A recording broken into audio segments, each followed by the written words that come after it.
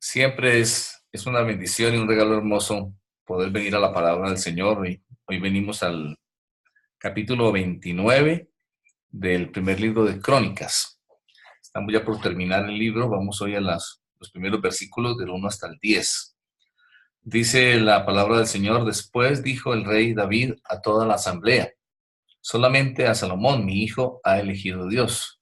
Él es joven y tierno de edad, y la obra grande, porque la casa no es para hombre, sino para Jehová Dios. Yo con todas mis fuerzas he preparado para la casa de mi Dios oro para las cosas de oro, plata para las cosas de plata, bronce para las de bronce, hierro para las de hierro, y madera para las de madera, y piedras de ónice, piedras de diversos, piedras preciosas, piedras negras, piedras de diversos colores, y toda clase de piedras preciosas y piedras de mármol en abundancia. Además de esto, por cuanto tengo mi afecto en la casa de mi Dios, yo guardo en mi tesoro particular oro y plata, que además de todas las cosas que he preparado para la casa del santuario, he dado para la casa de mi Dios. 3,000 talentos de oro de Ofir, y 7,000 talentos de plata refinada para cubrir las paredes de las casas.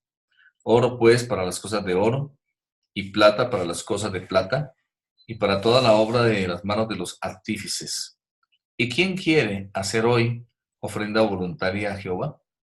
Entonces los jefes de las familias y los jefes de las tribus de Israel, jefes de millares y jefes de centenas, con los administradores de la hacienda del rey, ofrecieron voluntariamente y dieron para el servicio de la casa de Dios 5,000 talentos y 10,000 dracmas de oro, 10,000 talentos de plata, 18,000 talentos de bronce y 5,000 talentos de hierro.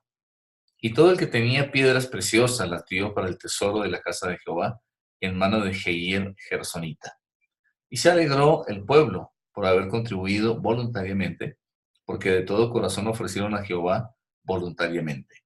Asimismo se alegró mucho el rey David y bendijo a Jehová delante de toda la congregación. Y dijo David: Bendito seas tú, oh Jehová, Dios de Israel nuestro Padre, desde el siglo y hasta el siglo. Bien, hasta acá esta parte por el día de hoy. Continuaremos mañana y el día domingo con el resto del capítulo. Bueno, es el relato de ese momento, es continuación de los capítulos anteriores, en el que David está entregándole la posta a Salomón, está entregando el reino, y en este caso específico, transmitiéndole a él esta gran obra que era la casa del Señor, el templo, que luego Salomón construyó. Y lo primero que quiero que resaltemos es eso. Aquí habla de una gran obra que se iba a realizar. Una gran obra. Estaba leyendo ayer sobre un hombre en España que hace 53 años está construyendo él solo una catedral. A mano. Es impresionante, a mano, él solito, ya es un hombre anciano, y por 53 años ha trabajado construyendo una catedral. Es algo impresionante. Él ahí dice como la mayoría de la gente no creía que él fuera a continuar lo que al comienzo todos veían como una locura, pensaban que estaba loco, no creían que pudiera llegar realmente a ser nada trascendente. Pero ha pasado los años, imaginemos los 53 años en que él ha estado construyendo, ya está cerca por alrededor de los 90 años, y él continúa. Y lo que yo veo es que, como aquí mismo en Crónicas 29, es cuando algo parte de una visión. Todo lo que hacemos en la vida, y específicamente y especialmente en la obra del Señor, debe partir de una visión de Dios. Y es lo que veo yo aquí en Crónicas 29. Esta visión, Dios la había puesto en el corazón de David, como vemos a través de la historia en la misma escritura. eh, la visión de salir de Egipto, del Éxodo, la visión que Dios le dio a Abraham de levantar un linaje, una familia que bendijera a todas las naciones de la tierra, la visión de Noé de construir el arca, la visión de Josué de conquistar la tierra prometida, y bueno, cuántas más, y sobre todo ya ahora por excelencia la gran comisión, esa visión que el Señor Jesús nos entregó en Mateo 28, cuando todo lo que se hace parte de una visión, cuando no es simplemente una una obra más, un trabajo más, cuando no es simplemente algo que se nos ocurre hacer o una rutina o parte de nuestro trabajo, sino que nos mueve una visión. Cuando nos mueve una visión, entonces, en primer lugar, estamos diciendo una visión de Dios, pues estamos ocupados en las cosas de Dios. El Señor Jesús declaró, en los negocios de mi Padre me es necesario estar, y mi comida es que haga la voluntad del que me envió y que acabe su obra. Es la manera de vivir, es el diseño como deberíamos vivir los seres humanos. Cuando una vida se invierte y se enfoca dentro de una visión de Dios, pues es apasionante, hay siempre la motivación permanente, hay la inspiración, hay los recursos y la sabiduría. Dios cuando da una visión también escoge a las personas o a la persona para esa visión y el equipo necesario, tanto equipo humano como recursos técnicos, de conocimiento, económicos, etcétera. Y lo vemos siempre, cuando dio antes en el desierto la visión del tabernáculo, que la dio a Moisés, pues hablamos de un pueblo que venía de la esclavitud y estaban en el desierto, y uno puede decir, pero ¿cómo van a ofrendar si están en el desierto? ¿Cómo van a ofrendar si salieron de ser esclavos? Y dice ahí la palabra de Dios que fue tanta la ofrenda que tuvo que decir, ya basta, no traigan más, porque había más de lo necesario. Todo lo que nos mueva, hijos de Dios, sea una visión de Dios. Y preguntémonos, ¿estoy trabajando diligentemente en una gran obra, en un gran proyecto dentro de la obra de Dios? Deberíamos estar cada uno ocupados en un gran proyecto que nos ha dado el Señor la visión para hacer, para realizar. A lo mejor Dios nos ha puesto a la cabeza de ese proyecto, como aquí puso a Salomón. De hecho, pues en David fue la visión y él preparó todas las cosas. Pero dice al comienzo del versículo 1 que Dios eligió a Salomón. Solamente a Salomón, mi hijo, ha elegido Dios, aunque era joven todavía. Y eso hace Dios, elige a una persona. A lo mejor estemos a la cabeza de ese gran proyecto. A lo mejor, como se ve aquí y también siempre en la historia, nos da la gracia de ser parte del equipo, de ser aquellos que tenemos una tarea específica dentro de un gran equipo y no necesariamente ser la cabeza, pero sigue siendo igual la visión de Dios y nos debe mover esa pasión de Dios. Tal vez como Salomón estemos al comienzo y frente a estos desafíos sintiéndonos limitados. Dice que Salomón era joven y era tierno de edad y la obra grande. Normalmente una visión cuando viene de Dios es más grande que nosotros y eso es muy importante. Una visión humana puede ser importante, grande, pero nunca se comparará a una visión de Dios. La visión de Dios siempre es grande, más grande que nosotros. Y Salomón era joven y tierno en edad, no tenía tal vez la experiencia necesaria. Y dice, porque la casa no es para hombre, sino para Jehová Dios. Eso no se puede perder de vista. Cuando una visión viene de Dios, pues no es para hombre, sino para Dios.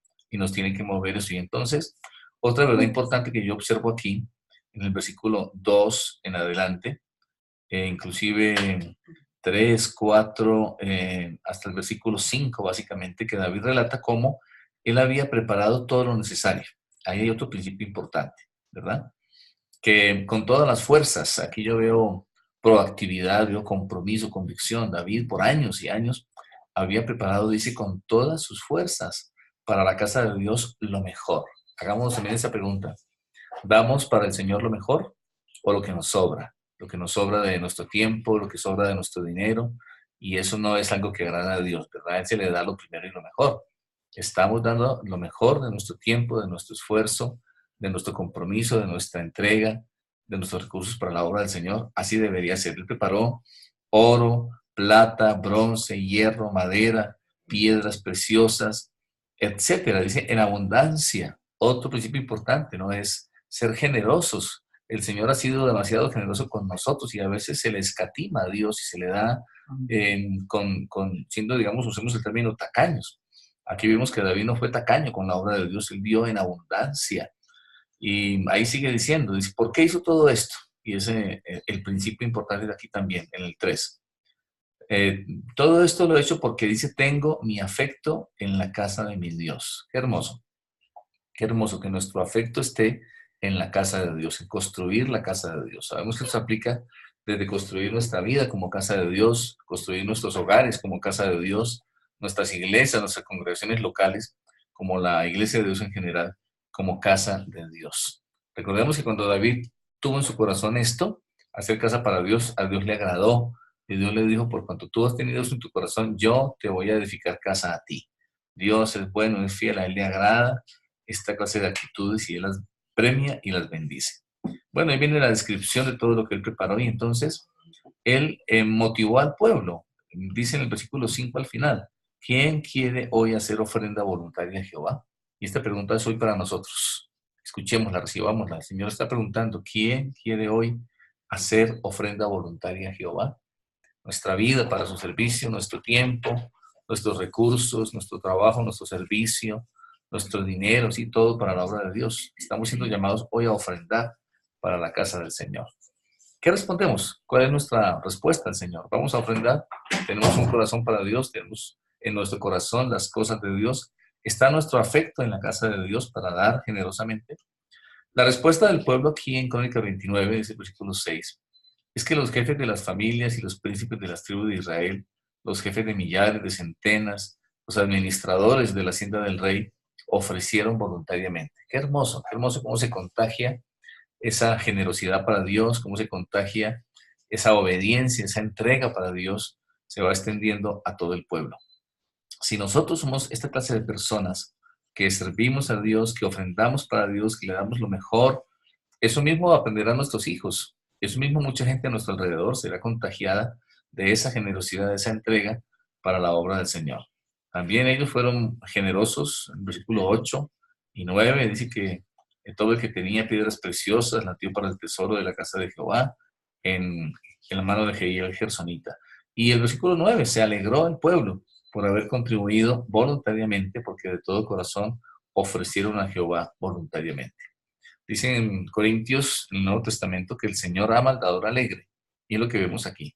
Un pueblo regocijándose, un pueblo que no da por obligación o con dolor, o dar porque no, pobrecitos los pastores, o que por qué pesar. No, no es que no es por necesidad ni con tristeza, sino con corazón alegre.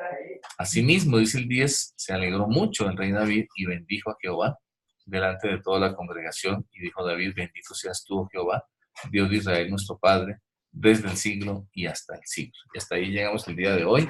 Mañana continuaremos con el pasaje.